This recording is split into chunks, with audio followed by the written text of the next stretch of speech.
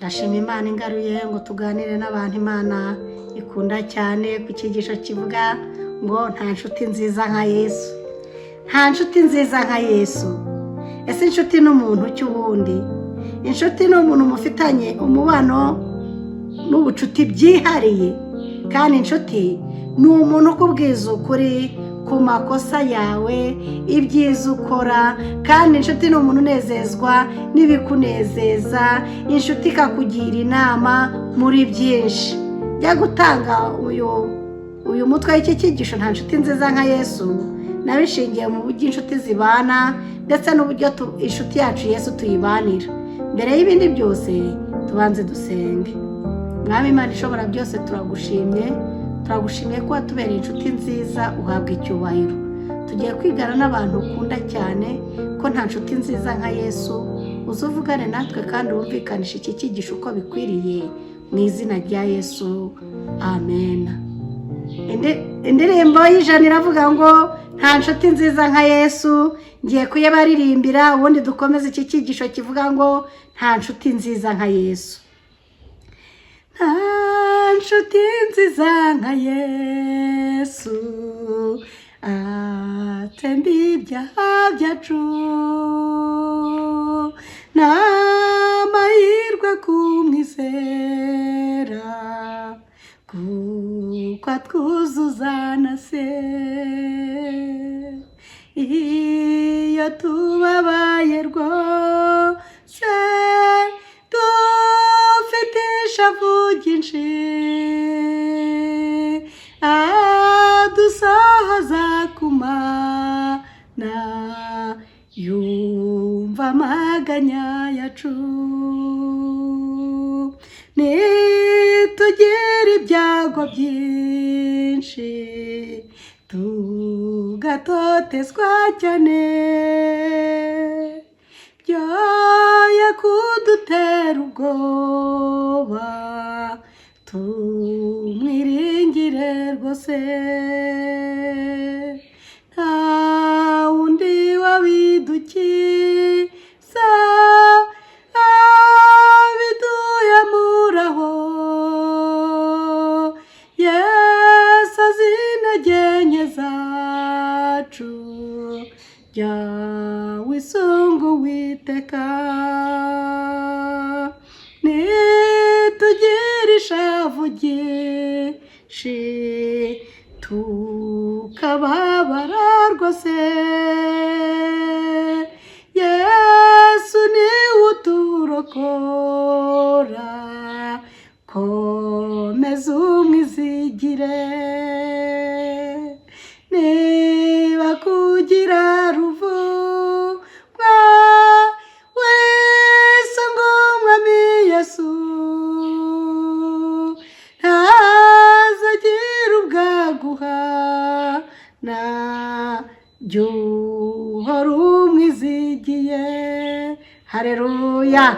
Nta nshuti nziza nka Yesu. Rero umutwe w'iki cyigisho washingiye kuri iyi ndirimbo ko niba tugira ruvumwa rwose tukababara cyane, twisunga Umwami Yesu, we ntazagira ubwo aduhana, tujye duhora tumwiringiye.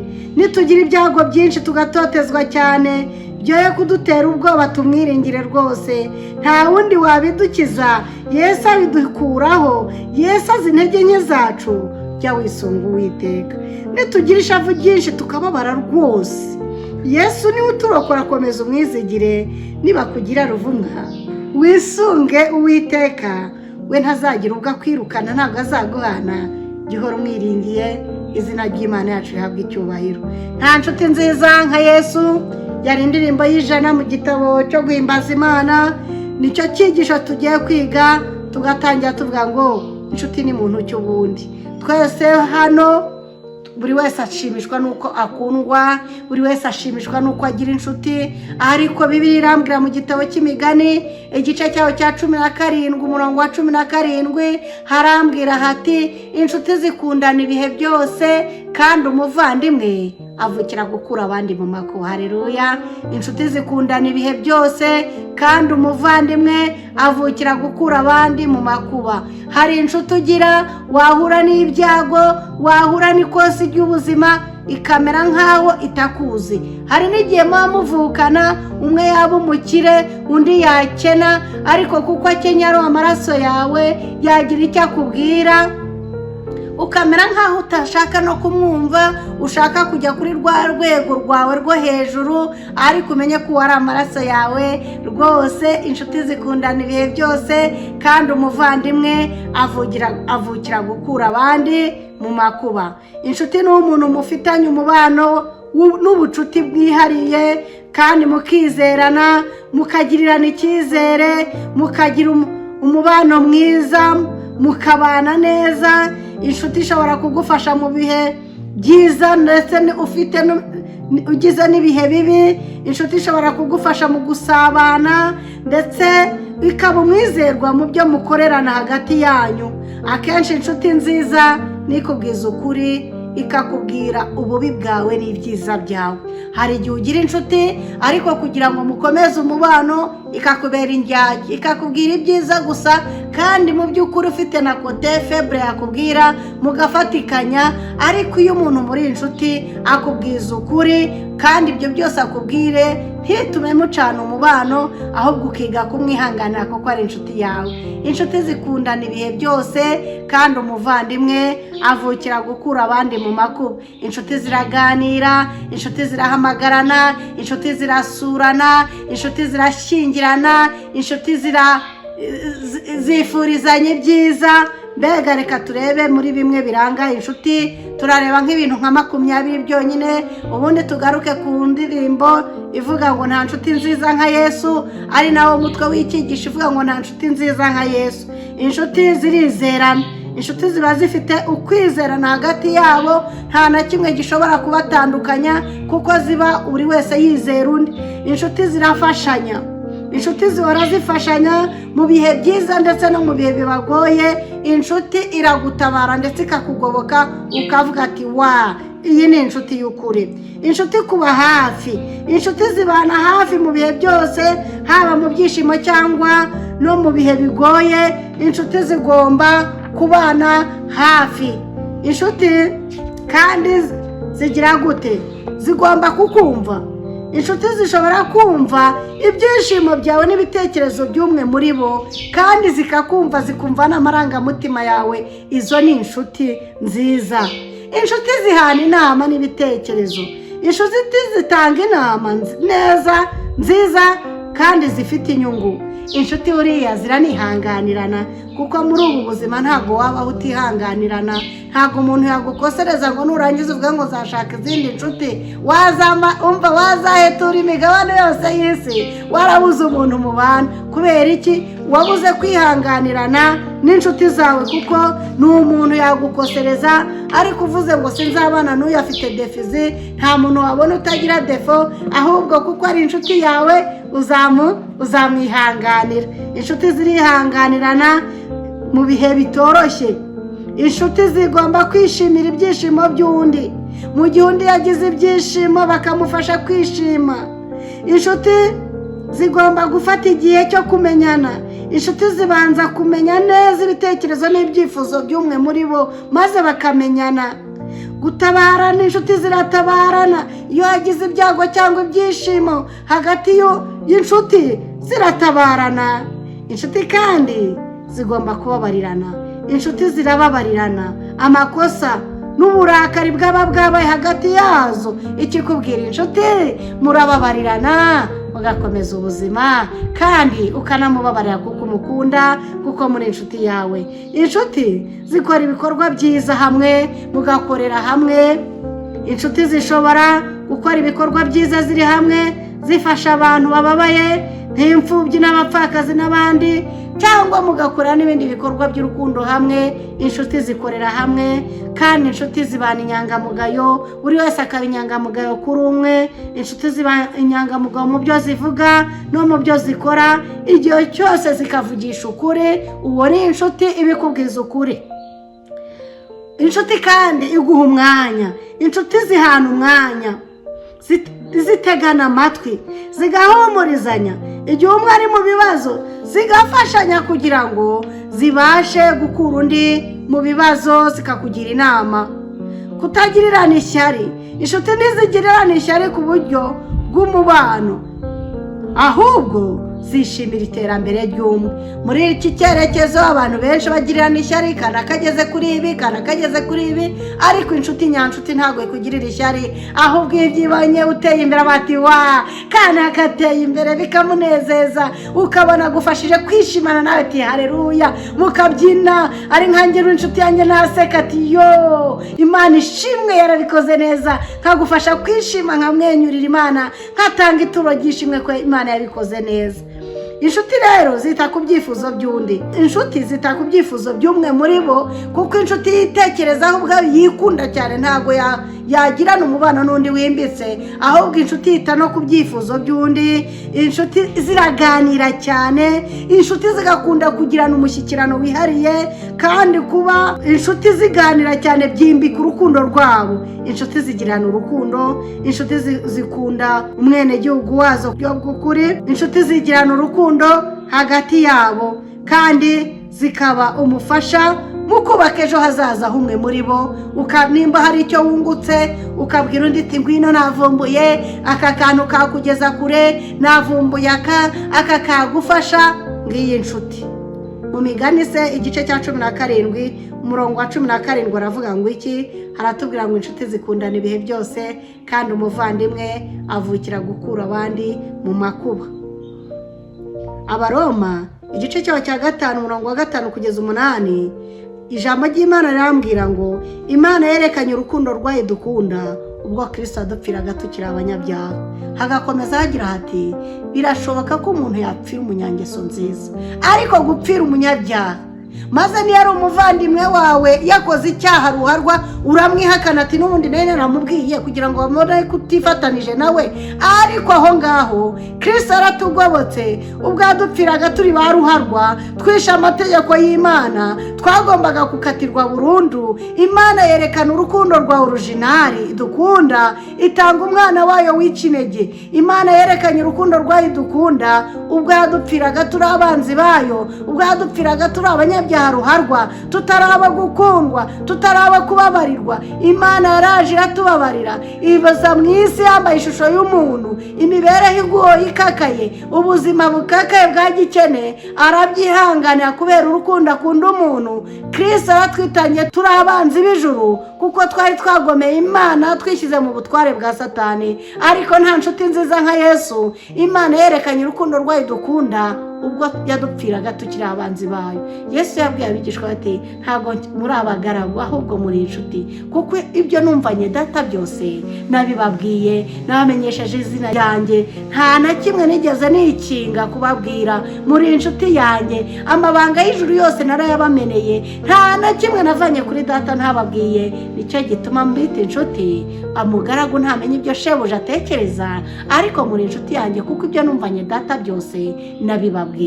Yesu atwita inshuti, atwita abavandimwe, turi abana b'Imana kubwo Imana yaturimye ikaducungura. Kandi no muri ya miraba n'ibigeragezo duhura nabyo, izindi inshuti zaduhanye, izindi inshuti zagiye, Yesu agumya kutubera inshuti, akatubera inshuti magara, akaduhumuriza. Abavandimwe badahari, ababyeyi badahari, umugabo adahari, abo wiringira baguhanye, Yesu agumya kuguhumuriza akaba inshuti yawe magara. Nta nshuti nziza nka Yesu. Hari indirimbo dufite muri korali Abagikanani family ibarizwa mu itorero rya Cyarwa mu ntara ya Kaminuza ivuga ngo ni byiza kugira inshuti mu isi, ibyo ni ingenzi mu buzima, ariko hari inshuti ihebuje byose.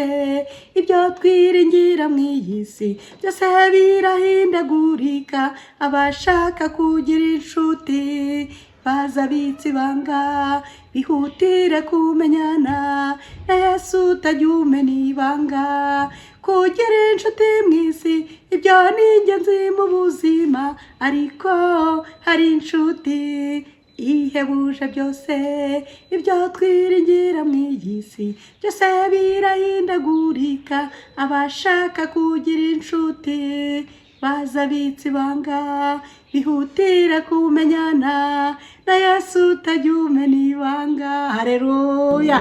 Kugira inshuti mu isi zigukunda ni byiza, ni umugisha, ariko iby'isi kuko bihindagurika, inshuti zaguhinduka kuko turi mu isi y'icyaha. Iyo umunsi mwahuza urugwiro ariko ejo zikamena amabanga ku karubanda, ibyo mwavuze mwiherereye umuhisi n'umugenzi akabyumva, ariko nta nshuti nziza nka Yesu. Uzabibaze rebe kuri kubibabwira, umubwira mwibanga agasubiza ku mugaragaro. Twabonye inshuti itumara umubabaro, twabonye inshuti iduha umunezero. Niyo mpamvu nzanye iki cyigisho mbabwira ngo nta nshuti nziza nka Yesu. Nibyo koko inshuti mu isi zahari ibyo zakumarira, nibyo koko inshuti zo mu isi hari aho zakuvana n'aho zakugeza. Inshuti zo mu isi ziratabarana zikababarana nawe, ariko dufite umukiza ubabarana natwe kandi mu buryo bw'umwimerere, akamenya aho ikibazo kirakaza akagikanda, maze akaguha ibyiringiro mu mutima, akaguha amahoro ijuru ritanga. Mbatuye indirimbo y'198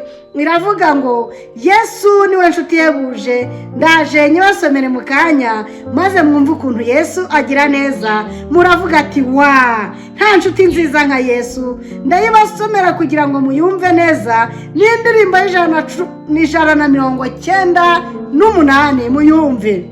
Iravuga ngo Yesu niwe nshuti yebuje iyo amaganya gucogoje, niwe womora inguma zo mu mutima wawe. Yesu niwe nshuti yebuje. Haleluya. Niwe womora inguma zo mu mutima wawe, bya bindi umugabo atazi, bya bindi abana batazi, bya bikomere byose byabuze abakansera. Data wa twese, inshuti yacu Yesu araza komora agasiga utuvuta, ukagenda umwenyura bakava turi arasa na Rebeka. Ati niwe ni Rebeka arasa nawe.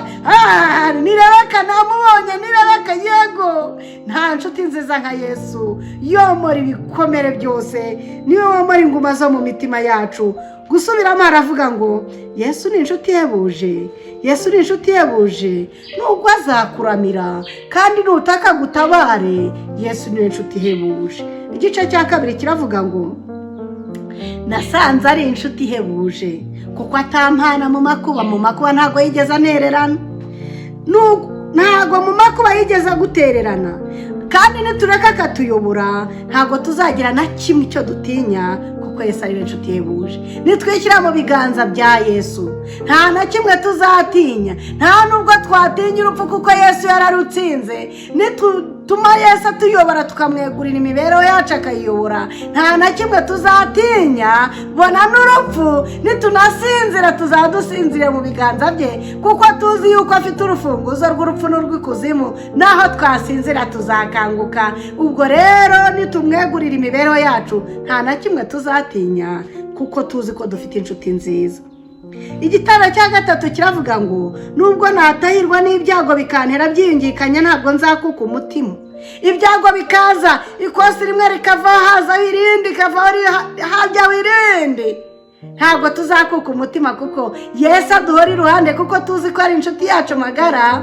Yesu ni inshuti y'ukuri, ntabwo azatuva iruhande, ntabwo azaduhana. No mu miraba bizaza byiyungikanya azagumya kutubera Imana nziza, azaturwarira izo ntambara zose, tugende dushima urukundo rwe. Noneho icyanyuma kikavuga ngo ubwo tuzagira mu ijuru tugahura n'abo twatanye, abapfuye bazutse, twongeye kubonana n'abacu twatandukanijwe n'icyaha.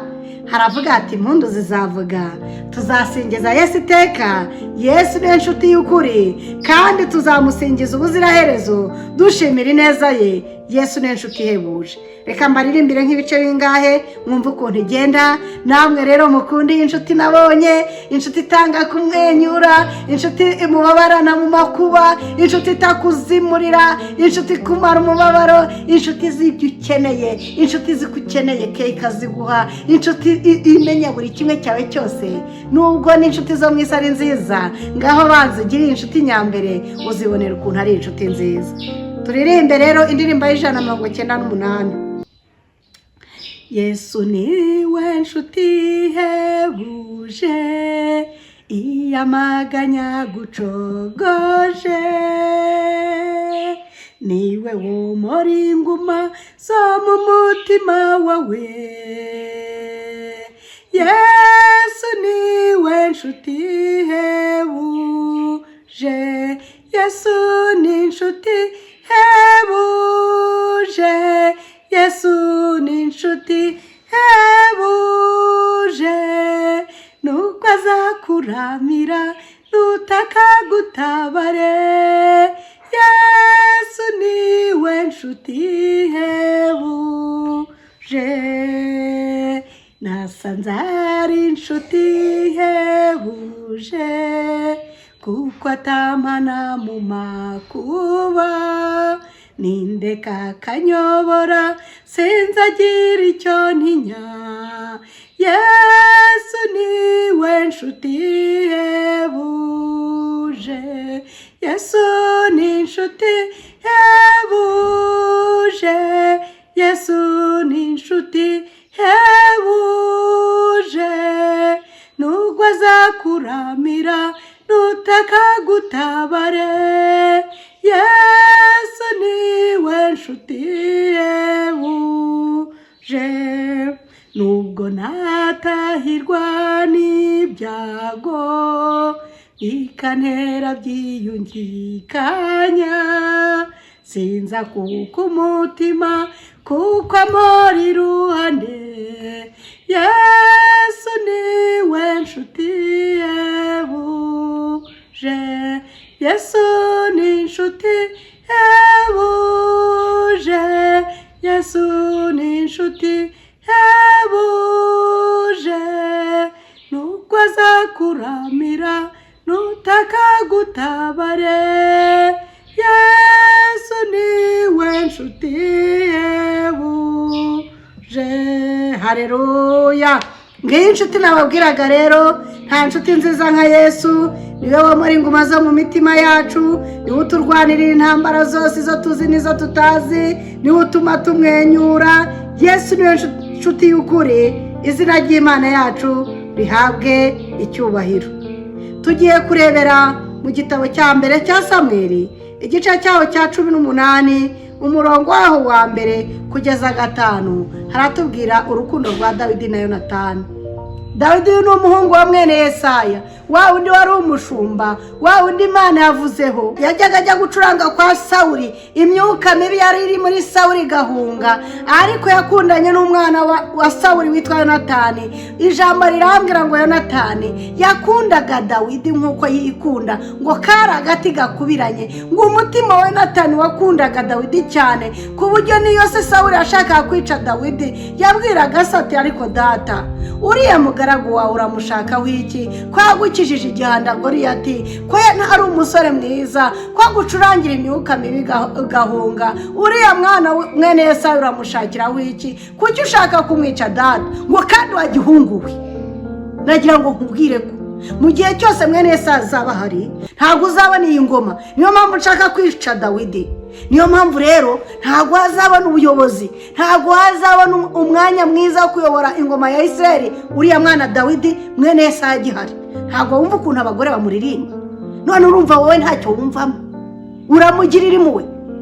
Hari n'igihe Yonatani yavugiye Dawidi, maze Isa afata icumu ngo arimushite, kuko imyumvire ya Sawuli n'iya Yonatani yari ihabanye. Dawidi yakundaga Yonatani, Dawidi yakundaga Yonatani, Yonatani nawe agakunda Dawidi, ngo kari agati gakubiranye. Hari n'igihe Yonatani amugaga ati, Uwiteka ntazabura kukugirira neza. Nanjye ndababwira abantu munkurikiye, ni ukuri Uwiteka ntazabura kubagirira neza. Uwiteka azabaha umugisha, Uwiteka azabagura, Uwiteka azabatsindira ibitero bya Satani bibigabaho, haba ibyo muzi n'ibyo mutazi, kandi akagambane kose Uwiteka akaburizemo, kuko wisunze Uwiteka. Ni ukuri ijambo rirambwira ngo hahirwa uwiringira Uwiteka, Uwiteka akamubera ibyiringiro. Uwazahwana n'igiti cyatewe hafi y'umugezi, ntabwo cyuma, gihora cyera imbuto, gihora gishashagirana, kubera yuko Uwiteka akubereye iki? Akubereye ibyiringiro. Najyaga kera ndi umwana muto w'umukobwa, mfite imyaka 12-13,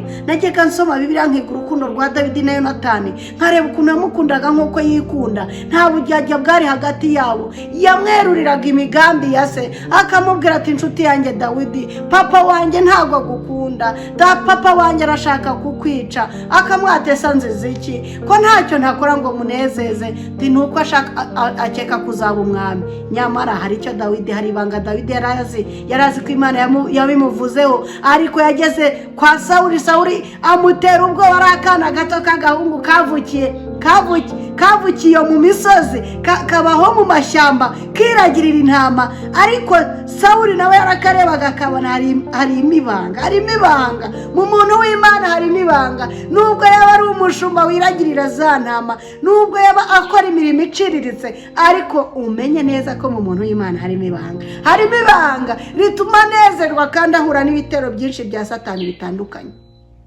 Harimo ibanga y'umuntu w'Imana uhora anezerewe kandi ibitero bya Satani bitarigeze bihagarara mu buzima bwe. Kubera iki? Twamaze kuvumbura urukundo rwa Data wa twese. Yesu Kristo yaravuze ati mbahaye amahoro yanjye ndayabahaye, simbaha nk'uko isi itanga. Isi iri mu midugararo y'intambara, nimuhaze intambara ntago yaguha amahoro, ariko dufite Imana mu ijuru, dufite Imana itanga amahoro. Yesu wacu yadusezeraniye amahoro. Iyo wakira ubuntu n'urukundo rwe, ugira amahoro n'ihumure mu biri bya bitero bya Satani, ukaryama ugasinzira, ukavuga ati afande Yesu. Muri Yesaya igice cyaho cya 41 umurongo wa 10 yarambwiye ati ntutinye ndi kumwe nawe. Ukavuga ati no muri ibi miraba, no muri ibi bigeragezo, Imana iri kumwe nanjye, nzajya ndyama nsinzire nicuye kubera yuko Uwiteka ari kumwe nanjye. No mu kuryama Uwiteka akabana nawe, akakurinda ibiteye ubwoba bya nijoro, Uwiteka akakubera amaso, Uwiteka akakuvugana aho utabasha kwivuganira,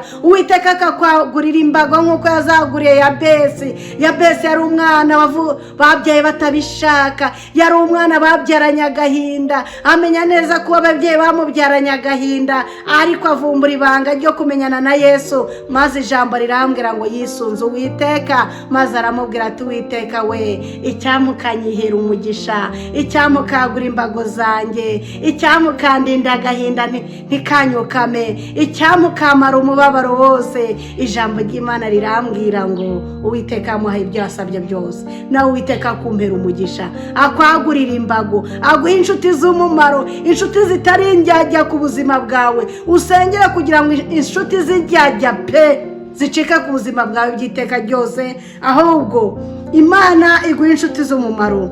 Muri Bibiliya rero tubona abantu babaye abantu b'umumaro, wakwifuza kubana nabo, wakwifuza guturana nabo. Tugiye kubareba icyamukagira inshuti nk'izi. Numugisha kugira inshuti nka Enoki. Ugize inshuti yawe nka Enoki, wagendanye n'Imana imyaka 300, yakwigisha kugendana n'Imana icyo bisobanuye, yakwigisha kubana n'Imana imyaka 300. Enoki ntago umugore wavugwa, ahari birashoboka ko umugore we yari yaramunaniye, ariko kugendana n'Imana mu bashakanye umwe tubaha Imana birashoboka, kuko Enoki yarabikoze biremera. Enoki yagendanye n'Imana imyaka 300, Imana iramwimura. Nta hantu Bibiliya ivuga umugore we, ikivuga nuko yabyaye umwana Metusela mu myaka 65. Ntago Enoki yagendanye n'Imana, ariko amaze kubyara umwana akamwita Metusela, akareba ukuntu Enoki akunda umwana we, yaravuze ati yo, mbega ukuntu nkunda umwana wanjye nibyariye, none se ko nkunda umwana nabyaye bene aka kageni ndi umunyabyaha, Imana ni nkunda birenze. Maze umutima wa Enoki kubera kubyara umwana Enoki Metusela byatumye asingira urukundo rw'Imana, areba urukundo rw'Imana, ukuntu Imana yakunze isi cyane. Umutima wa Enoki womatana n'Imana. Isi y'icyo gihe yari mbi cyane, yari yarashayishije mu byaha. Nta rwitwazo dufite rwo kuvuga ngo ntago nakiranuka muri iyi si. Enoki yari mu isi igoye, mu isi y'icyo gihe bamwitaga umusazi, ariko yaragumye agundira amasezerano y'Imana n'urukundo rwayo. Imana iravuga ati wa, umuntu wanjye agendana nanjye n'ubundi ari mu isi, reka mwimure. Enoki ari mu ijuru, tuzamubona tugeze mu bwami bwo mu ijuru. Kugira rero inshuti nka Enoki ni umugisha, kuko yakwigisha kugendana n'Imana icyo bivuze, yakwigisha kubana n'Imana icyo bisobanuye, kandi akakwereka uko nubwo isi yaba yarahumanijwe n'icyaha bingana gute, kugendana n'Imana bishoboka. Mbifurije inshuti zimeze nka Enoki, izikwigisha kubana n'Imana no kugendana nayo mu izina rya Yesu. N'umugisha kugira inshuti nka Aburahamu ikakwigisha kwizera Imana. Ibya Henoki wabibona mu Itangira igice cya 5 umurongo wa 22. Kugira inshuti nka Aburahamu wabibona mu Itangira igice cya 4 umurongo wa 11.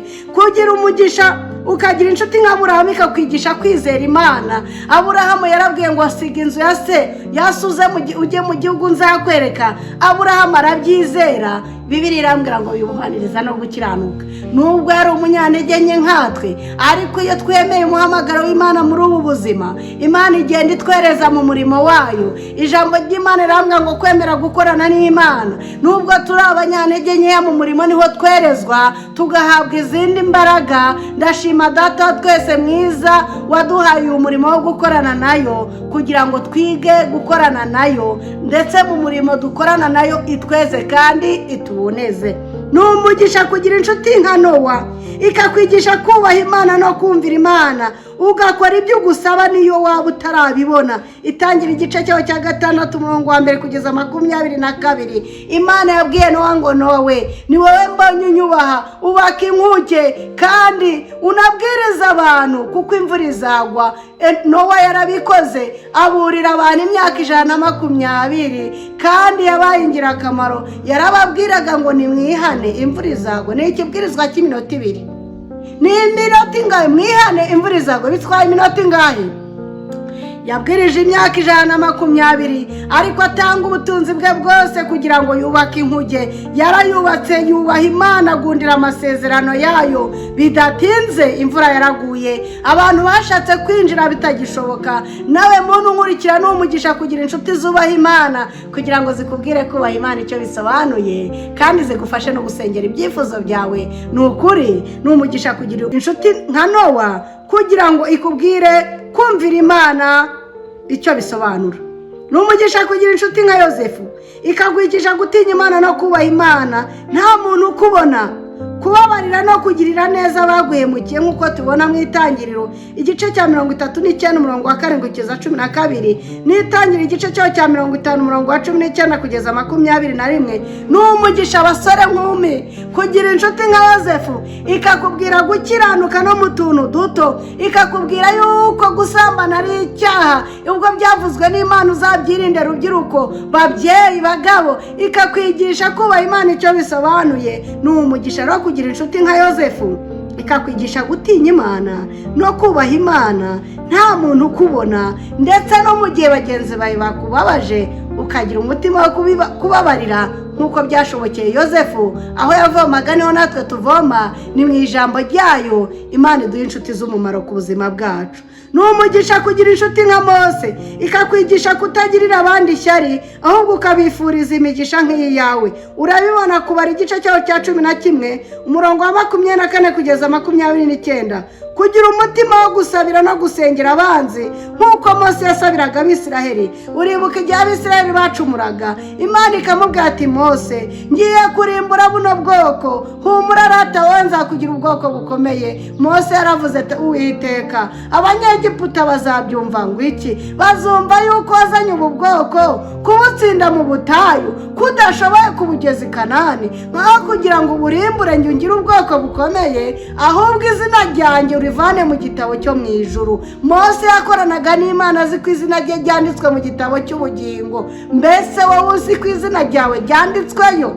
N'umugisha wo kugira inshuti nka Mose ikakubwira kubana n'Imana icyo bisobanuye no kumenya izina ryawe ko ryanditswe mu bitabo byo mu ijuru, ndetse no gusabira abandi no gukunda abandi nk'uko wikunda. N'umugisha kugira inshuti nka Yosuwa ikakwigisha kudaterwa ubwoba n'ibyo ubonesha amaso, kuko uzi uko uri kumwe n'Imana. Imana yabwiye Yosuwa ati ntutinye ndi kumwe nawe, kandi nonaha ngukuya igisuzugura Abanyegiputa bagusuzuguraga. Inkuru ya Yosuwa uzayibona mu gitabo cyo kubara igice cyaho cya 13 umurongo wa 1 kugeza 13, no kubara igice cyaho cya 14 umurongo wa 1 kugeza 9. N'umugisha kugira inshuti nka Yosuwa ikakwigisha kudaterwa ubwoba n'ibyo ubonesha amaso. Ibyo tubonesha amaso ni byinshi, ibyo twumvisha amatwi ni byinshi, ariko ugendanye na Yosuwa, ariko n'ubu ushaka wagendana nawe ugasoma igitabo cya Yosuwa yehova, ukabona ukuntu yagiriraga Imana icyizere, ukabona ukuntu yateguraga urugamba yabazaga Imana ngo ese ntere, ese urama intsinzi, ati yego ndayiguha. Tukabaza Imana mu bintu byose tugiye gukora, wabona ukuntu ufite inshuti z'umumaro kandi zazatuma uragwa Kanani yo mu ijuru. Ni umugisha kugira inshuti nka Samweli, ikakwigisha gukunda gukura mu by'Imana. Biri mu rwa mbere rwa Samweli igice cyaho cya 2 umurongo wa mbere, guhora mu by'Imana. No mu rwa mbere rwa Samweli igice cya 3 umurongo wa 3, kureka kumvira amarangamutima ahubwo kumvira ubushake bw'Imana. Urera n'umugisha Samweli yumviye ubushake bw'Imana aho kumvira amarangamutima. Ugize iyi nshuti yakubwira ngo mbere na mbere Imana, kandi amarangamutima yacu yaburizwamo, ahubwo tukiga gutega amatwi ijwi ry'Imana tukumvira Imana. Imana iguha inshuti z'umumaro ku buzima bwawe, inshuti zizakugeza Kanani yo mu ijuru. Imana iguhindurira icyerekezo, Imana iguhindurira amateka, kandi nusingira urukundo rwa Yesu, kuko ari nta nshuti nziza nka Yesu. Inshuti yo muri bikomere, inshuti mubabarana, aho waba uri hose Yesu muba muri kumwe, akaguhumuriza, akaguha ihumure, kandi byose ngiye mu ibanga bikajya kuhagaragara, ukabona ukuntu asubiza neza, ari inshuti y'ukuri. Ni umugisha kugira inshuti nka Dawidi, ikakwigisha kutita ku byubahiro byawe, ugaca bugufi. Ibyubahiro byose bikaba iby'Imana. Urabibona mu gitabo cya 2 cya Samweli igice cyaho cya 6 umurongo wa 16 kugeza 22. Ndetse Dawidi kwemera gusaba imbabazi mu gihe wacumuye. Mu gitabo cya 2 cya Samweli igice cyaho cya 12 umurongo wa 1 kugeza 13. Dawidi yari umwami, ariko iyo yafudikaga intumwa ikamutumwaho, Imana ikamurondora ikabona yuko yakosheje, ntago yitsindishirizaga, yacaga bugufi agasaba Imana imbabazi, akiyiruza ubusa agasenga, akatura icyaha kiterega mu byaha ni mama yambyariye, mbabarira, akatura icyaha cye. Uzabibona muri Zaburi ya 34 avuga ati rega Imana inkiza inyama y'umuntu. Yari amaze kwica Uriya w'umuheti, anashaka umugore we Betisheba, baranabyarana, umwana wa mbere arapfa, ariko wa kabiri Salomo yabayeho. Ni umugisha kugira umuntu rero nka Dawidi w'umunyacyubahiro, w'umwami w'umutegetsi, ariko akagerekaho kubaha Imana yaremye ijuru n'isi n'inyanja n'amasoko, wacaga bugufi akumva ijwi ry'Imana. No mu gihe yafuditse akiga kubusaba imbabazi, yasabaga Imana imbabazi. Imana ati mbonye umuntu ufite umutima umeze nk'uko nshaka. Imana iguha inshuti z'umumaro ku buzima bwawe. Ni umugisha kugira inshuti nka Salomo, ikakwigisha kujya ugira kandi uvuga ubwenge buva ku Mana, nkuko Yakobo yabibonye muri Yakobo igice cya 3 umurongo wa 17. Salomo yasabye ubwenge. Salomo yabaye umwami wa Isirayeli, amateka arabigaragaza. Yari umugabo w'umunyabwenge, uw'igikundiro, wagendanye n'Imana. Nubwo mu marembere ye gushaka abagore benshi byamucumuje, ariko mu marembere ye ya nyuma yarihanye, maze yandika igitabo cy'imigani, yandika umubwiriza, aravuga ati nashatse abagore benshi, nararongoye pe. Nimba ari umuntu warongoye pe akumva icyanga cy'abagore batandukanye, ni umwami Salomo. Naho warongora ntiwanganya n'umwami Salomo. Uzabibaze igitabo cya Bibiliya kizakubwira. Yari afite abagore 1,000, barajyaga bakanywa, yarangiza akajya muri gahunda, ariko yasoje avuga ngo yewe byose ni ubusa, ni ukwiruka inyuma y'umuyaga, ahubwo indunduro y'ijambo niri ngo byose byarumviswe. Wubaha Imana kandi ukomeza amategeko yayo, nibyo bikwiriye umuntu wese.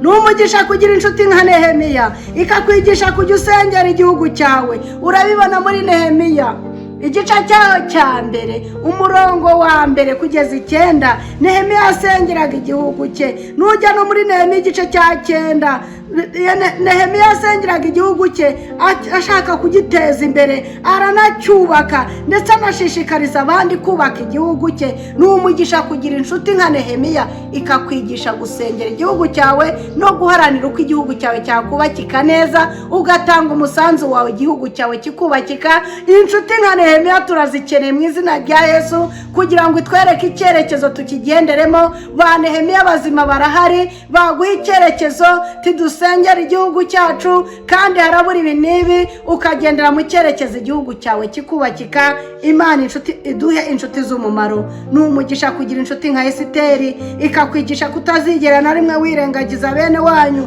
mu gihe uzaba warakomeye cyane, ahubwo ukabibuka, ugahora ufatanya nabo mu kujya inama, ukabashyigikira, ndetse mugafatanya no gusenga Imana, kuko gukomera kose biva ku Mana. Uzabibona muri Esiteri igice cyaho cya 4 umurongo wa mbere kugeza 17. Uzabona Esiteri agumya gukunda ubwoko bwe, nubwo bwari ubwoko buciriritse, ubwoko busuzuguritse ku ngoma ya Ahasuwerusi, ariko umwamikazi Esiteri yagumye kunamba ku ijambo yamenye, kunamba ku ijambo ryo kubana n'Imana no gusenga. N'igihe abayuda baterwaga bashaka gupfa, bakoze operasiyo y'iminsi 3. Ewana bararitura barasenga, maze ibitero byari bibagambire byo kubyica, maze bivanwaho bitewe na bombe yitwa isengesho. Rero Imana iduha umutima no kugira inshuti nk'iza Esiteri zidufasha gusengera bene wacu, nubwo baba bari mu buzima butoroshye. Hari igihe umuntu agera mu rwego rwo hejuru ntashake kumenya ko uyu baziranye,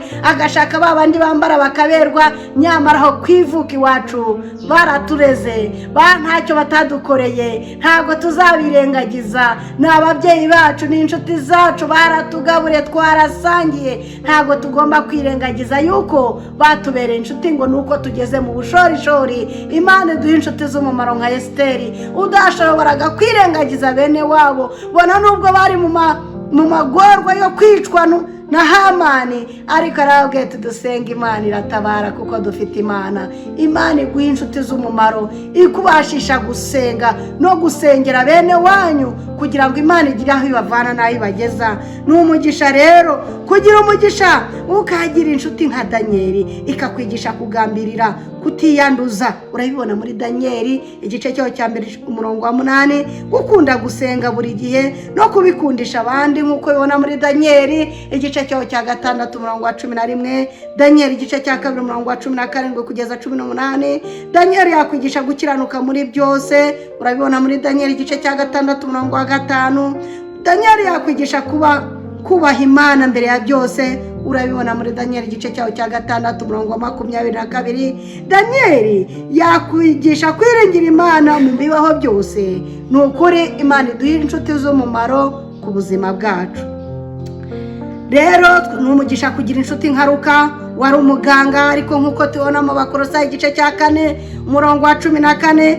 Luka yakwigisha uko wavuga ubutumwa bwiza mu kazi kawe, aho waba uri hose, wo kuvuga ubutumwa bwiza atari byo mu rusengero gusa, no mu buganga wavuga ubutumwa bwiza wita ku barwayi, kwizo ndembe zikeneye keya, ukazigaragariza neza n'impuhwe, ukabura umuganga usanzwe, ukaba n'umuganga w'imitima, ukaruhura abaje bakwakira. Ugize inshuti nka Luka, ikaba ari umudogiteri ufite Yesu mu mutima, yakwereka kwivuga butumwa ahantu hose rikenewe mu kazi kacu ka buri munsi. Muri customer care service duha abantu, umuntu aje gusangwa ukamumwenyurira, ukamuha serivisi nziza, yataha ashima izina ry'Imana. Imana iduha inshuti z'umumaro ku buzima bwacu. Ni umugisha kugira inshuti nka Pawulo, ikakwigisha kujya uvuga ubutumwa bwiza udakoresheje ubwenge bwawe. Urabibona mu rwa mbere rw'Abakorinto igice cyaho cya 1 umurongo wa 17, n'urwa mbere rw'Abakorinto igice cyaho cya 2 umurongo wa 1 kugeza 4. Ukavuga ubutumwa bwiza butagabanyije, nk'uko tubibona mu rwa 2 rwa Timote igice cya 4 umurongo wa 17. Ibyo byose ukabikora uyoboye na Mwuka w'Imana. Rero nubwo izo nshuti kuzigira byaba ari umunezero, zakubwira byinshi, zakubwira amavu n'amavuko y'urugendo rwa Gikristo, zikagukomeza, zikagusengera, ukavuga ubutumwa aho ukorera n'aho utuye. Ariko rero noneho nta nshuti nziza nka Yesu. Ariko noneho ni umugisha uhebuje cyane iyo Yesu ari inshuti yawe magara. Urabibona muri Yohana igice cyaho cya 15 umurongo wa 15, kuko batuvuze bose hejuru bose bari inshuti za Yesu. Akwigisha ibyo abandi bose batabasha kukwigisha, ndetse n'ibyo abandi bakwigisha. Yesu ni ubinonosora ku kigero cyo hejuru abandi bakwigisha, ariko Yesu yakwigisha ibyo abandi batashobora, bakwigisha akabinonosora akageza ku rwego rwo hejuru. Nta nshuti nziza nka Yesu bavandimwe. Nshuti munkurikiye, mbifurije kugira inshuti z'umumaro ku buzima bwanyu, kandi ni ukuri inshuti z'indyarya zitari iz'umumaro ku buzima bwacu, mu izina rya Yesu zisohoke mu buzima bwanyu, mu izina rya Yesu haza inshuti z'umumaro ku buzima bwacu. Ni ukuri dukeneye inshuti z'umumaro, ariko none inshuti y'umumaro ya mbere namba 1 kugira Yesu mu mutima wawe biranezeza, aguha icyo abandi bataguha, atuma ibyifuzo byawe n'inzozi zawe abigeraho, kandi ukagumya kwiringira Imana, akakubera umuyobozi, akaguha icyerekezo, akaguha vision na mission nziza, mbega akaguha icyerekezo cyiza abandi batashobora. Aba bose twavuze haruguru bavomye kuri Yesu, bamunambye habaha icyerekezo. Nawe ndaguhendahenda kugira ngo Yesu mugire inshuti magara, uzibonera ukuntu ari inshuti nziza, uzibonera ukuntu atabara, mu bigoye azagutabara, mu munezero muzishimana, mu mubabaro mubabarane. Niwe wadukoye amaraso ye. Muri Yohana igice cya 3:16 ijambo rirambwira ngo kuko Imana yakunze abari mu isi cyane byatumye itanga umwana wayo w'ikinege, kugira ngo umwizera wese atarimbuka ahubwo ahabwe ubugingo buhoraho. Mbifurije gutunga Yesu mu mitima yacu no mu miryango yacu. Umwami Imana bidushoboze, kandi aduha inshuti z'umumaro mw'inosi, batunezeza, tuganira twisanzuye nta mbereka. Uwiteka turemere inshuti z'umugisha, kandi nawe tumugire inshuti ya mbere mu izina rya Yesu, amen. Dusenga Imana. Turakunezerewe Data wera, ni ukuri tugire neza. Icyigisho kiratambutse, dukeneye inshuti z'umumaro ku buzima bwacu, ariko cyane cyane wowe. Nitukugira inshuti ya mbere, uzaduha n'inshuti z'umumaro ku buzima bwacu. Ngaho rero utubere inshuti magara, kandi abantu bawe bankurikiranye ku mbuga nkoranyambaga, ubaha umugisha wawe, kandi ubarebane impuhwe zawe, uzabaha iherezo ryiza, kandi mu isi ubahitiremo inshuti z'ukuri, mu izina rya Yesu, amen.